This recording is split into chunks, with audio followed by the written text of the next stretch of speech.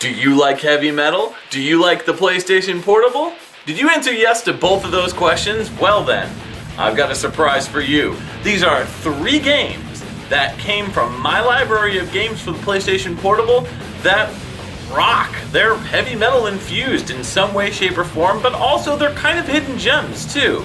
I know everybody hates that word, but in all honesty, it's kind of true. These are 3 games that are heavy metal influenced, that are also happen to be on the fairly cheap side, that are for the PlayStation Portable. So without further ado, let's kick off the list. Number 1. Guilty Gear Judgment. Ever find yourself thinking, man, I love this fighting game franchise and its characters. I wish there was a beat 'em up in this series. Well, I said those very words years ago, not knowing that one of my favorite fighters, Guilty Gear, did in fact have a beat 'em up. Released in 2006 exclusively for the PSP and published by Majesco, Guilty Gear Judgment has you picking from 5 characters to start: Soul Bad Guy, Kai Kiske, Mei, Milia Rage, and Aino. More characters are unlocked in-game when reaching a certain point.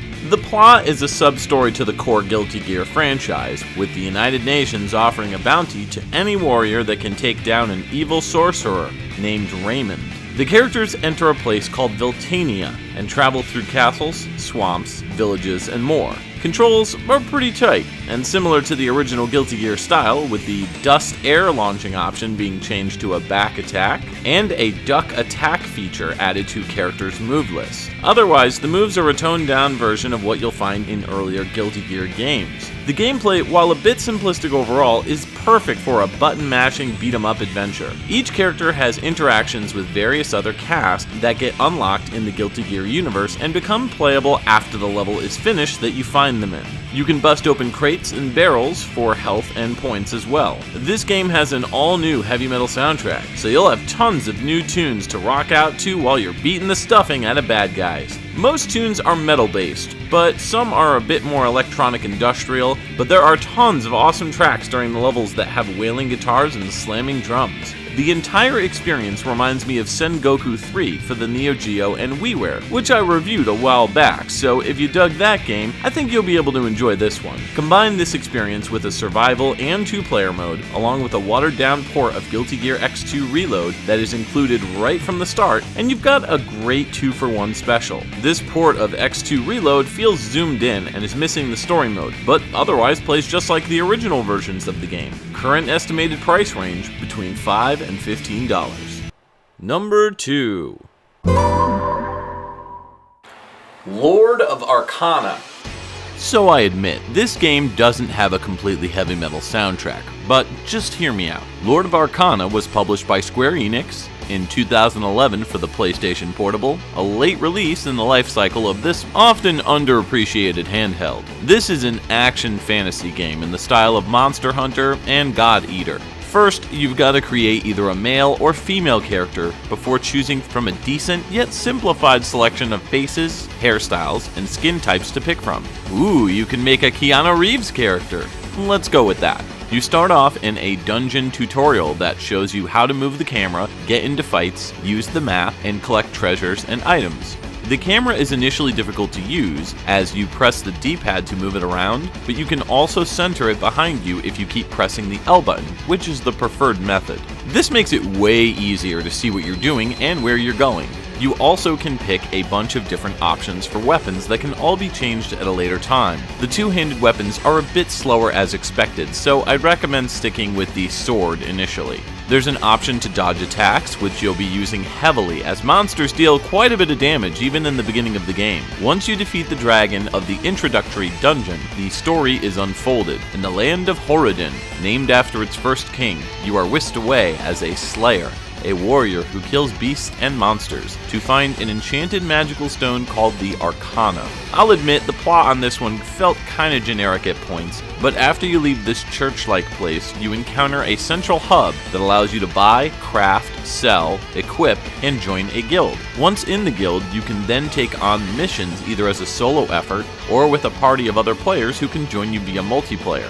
Though a good chunk of the soundtrack is orchestral, there are several songs throughout it that are filled with awesome power metal and symphonic metal style tracks that are all very well composed and fit with the gameplay. Plus, you're taking on a fantasy realm with cold steel and magic, which is pretty metal in and of itself. Initially, I had a lot of difficulty with the game, but realized that I didn't have any armor on, which is why enemies were destroying me so quickly. I went back to the main hub and equipped some armor that they gave me, and this made things much easier. You'll see enemies out in the open during your quest. If they attack first, you will have lower attack and defense, but if you attack first, you'll have the upper hand. This game's a grind fest for sure, but overall a fun, cheap title. Current estimated price range between $6 and $10. Number 3. Undead Knights. Released in 2009 by Tecmo Koei, this third-person action title is definitely one of the most unique games I've played on this handheld. A king named Kirk is persuaded by his evil queen Fatima to murder the House of Blood's knights, resulting in the untimely deaths of Romulus, his younger brother Remus, and Remus's wife Sylvia, who also happens to be Princess of Cavalier. However, they get the chance from a being known as the Beast to come back to life with the power to turn their enemies into a horde of undead soldiers under their power. Each level has one of the 3 characters going through castles and destroying property after building an army of undead. There's a bit of strategy involved as you have to raise multiple enemies from the dead using soldiers that try to fight against you. You can then send them to attack towers or barricades, throw them at shielded guards, or slam them into the ground close by other enemies to stun those around you. Each level introduces new ways to play, and each character can unlock new attacks and abilities, so multiple playthroughs are encouraged. This one is definitely not for the minors though, as there's tons of blood and swearing. Each character has their strengths and weaknesses, with Romulus feeling a bit slower than the others. Sylvia has better range and is a bit quicker than the rest, but is also a little bit weaker. And Remus is probably the most agile of the bunch. Truth be told, all 3 characters control really well, and controls are easy to learn. The camera doesn't really have too many problems as long as you refocus it behind you every so often. Sometimes there can be a bit of slowdown depending on how many enemies are on the screen, but overall I was pretty impressed by Undead Knights. The soundtrack is mostly consisting of some really brutal death and black metal style music, which you really don't hear that often, so keep that in mind. But with an expansive story and exciting gameplay, this one is definitely worth checking out. Current estimated price range between $15 and $20. Once again, these 3 PlayStation Portable games that are heavy metal hidden gems cost me less than $30, so I think you guys will be able to find them for around that price at this point in time. I want to know what you think though. Leave a comment in the comment section below and let me know if you've got some hidden gems that are PlayStation Portable that you'd like to recommend. And keep it here, subscribe to the channel so that way you can stay in touch and see more hidden gems.